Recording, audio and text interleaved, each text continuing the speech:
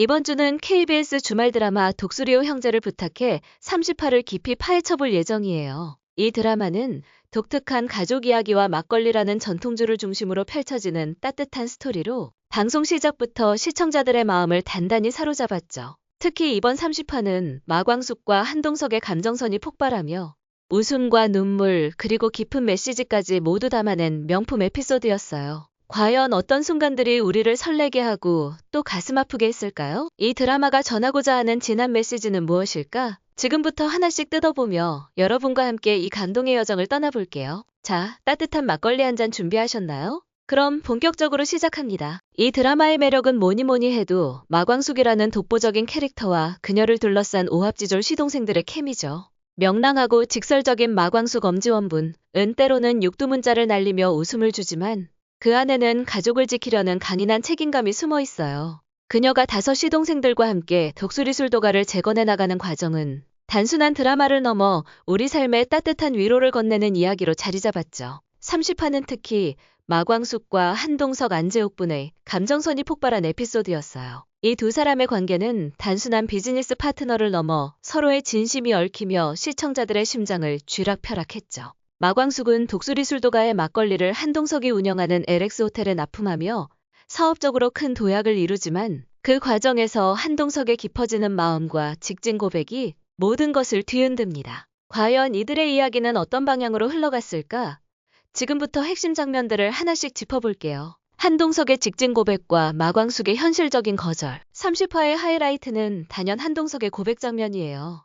평소 까칠하고 도도한 재벌회장 한동석이 마광숙 앞에서는 한없이 솔직하고 따뜻해지는 모습은 정말 심쿵 그 자체였죠. 안재욱 배우의 눈빛 연기는 이 장면을 더욱 빛나게 했어요. 그의 떨리는 목소리와 진심이 담긴 대사는 마치 우리가 한동석의 가슴속으로 들어가 그의 설렘을 함께 느끼는 듯 했죠. 마 대표, 나 당신 좋아해요. 진심이에요.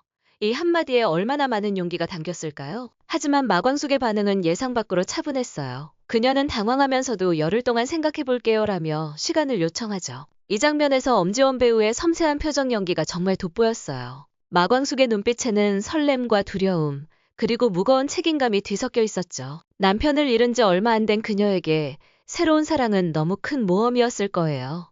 게다가 독수리술도가와 시동생들의 생계가 그녀의 어깨를 짓누르고 있죠. 열흘 뒤 마광숙은 한동석의 고백을 거절해요. 열흘 동안 곰곰이 생각해봤는데 회장님은 정말 좋은 분이고 그동안 저한테 과분할 정도로 잘해주셨어요.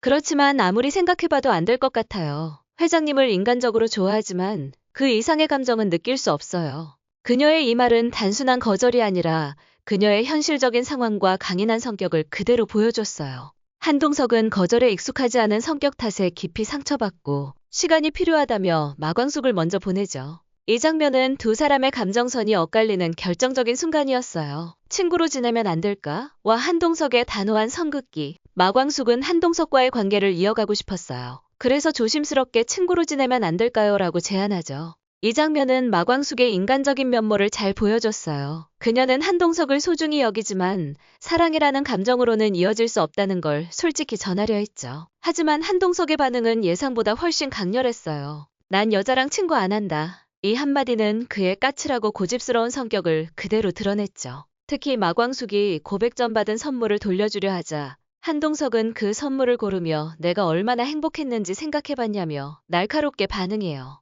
이 대사는 한동석의 상처받은 마음을 절절히 느끼게 했죠. 이 장면을 단순한 갈등을 넘어 한 남자의 진심이 무너지는 순간으로 만들었어요. 시청자로서 가슴이 저릿했던 순간이었죠. 이후 두 사람은 마주칠 때마다 어색하고 쌀쌀맞은 분위기를 이어가요. 한동석의 차가운 태도와 마광숙의 당황한 표정은 두 사람 사이에 생긴 감정의 골이 얼마나 깊은지를 보여줬어요. 하지만 이 갈등은 단순한 오해로 끝나지 않고 더 큰 폭발로 이어지죠. 내가 뭘 그렇게 잘못했나요? 우연히 마광숙과 한동석이 단둘이 남게 된 상황에서 벌어진 대립 장면이에요.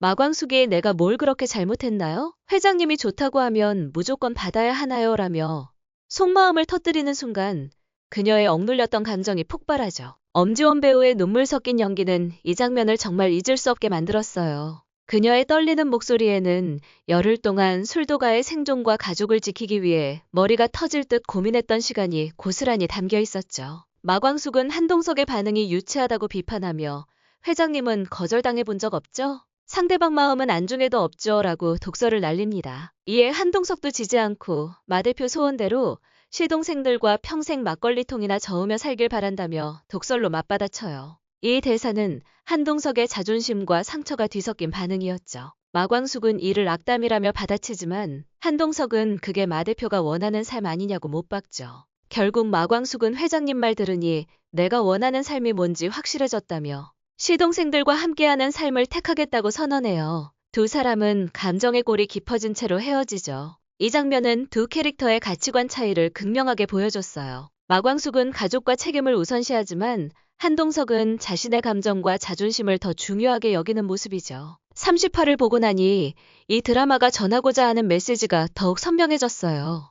바로 진정한 가족의 의미와 삶의 우선순위에 대한 질문입니다. 마광숙은 남편의 죽음으로 갑작스럽게 시동생들과 엮이게 됐지만 그녀는 이들을 버리지 않고 오히려 중심이 되어 이끌어갑니다. 그녀가 한동석의 고백을 거절한 이유도 결국 시동생들과 술도 가라는 그녀의 가족을 지키기 위해서였어요. 이 장면은 우리가 흔히 생각하는 가족의 정의를 다시 생각하게 해요. 혈연이 전부가 아니에요. 서로를 위해 헌신하고 함께 아파하고 때로는 싸우면서도 결국 손을 내미는 사람들이 진짜 가족이 아닐까요? 마광숙의 선택은 이런 메시지를 강렬하게 전달했어요. 또 막걸리는 단순한 음료가 아니라 사람과 사람을 이어주는 매개체예요. 마광숙이 호텔에 막걸리를 납품하게 된 것은 그녀의 노력과 술도가의 가치를 인정받은 순간이었죠.